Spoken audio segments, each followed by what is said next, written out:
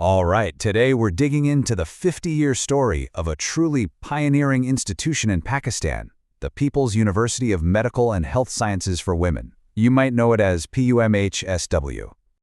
It all started with this really powerful idea from Pakistan's Prime Minister at the time, Zulfikar Ali Bhutto. His vision, which you can actually find in the university's archives, was to create a top-tier medical college just for women. So why? Why was a university just for women so important back then? And what has its journey actually been like over the last 50 years? Well, let's dive in and find out.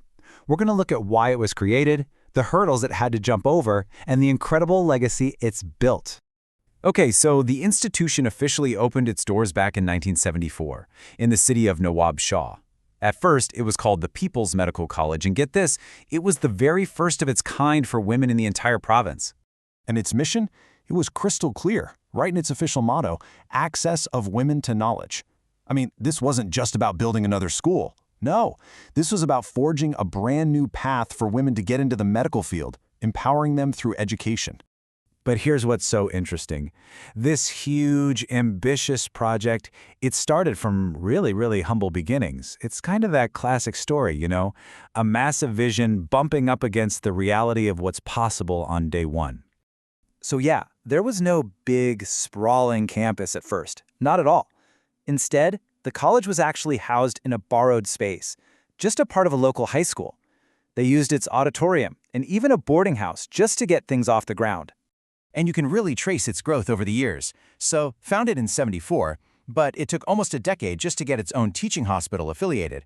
Fast forward 2004, and they're starting postgraduate training. And then, the big one, 2009, that's when it was officially upgraded to a full-fledged university. But, of course, like any story of real progress, the journey was not always a smooth ride. Far from it. The institution had to navigate some pretty significant real-world hurdles to get where it is today. Just take early 2004, for example. It was this time of wild contradictions.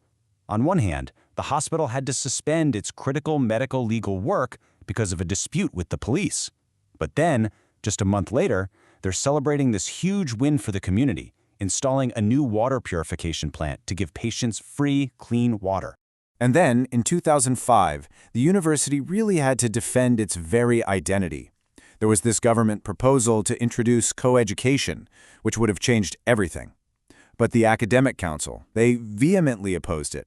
They fought hard to protect the core mission of being an institution just for women.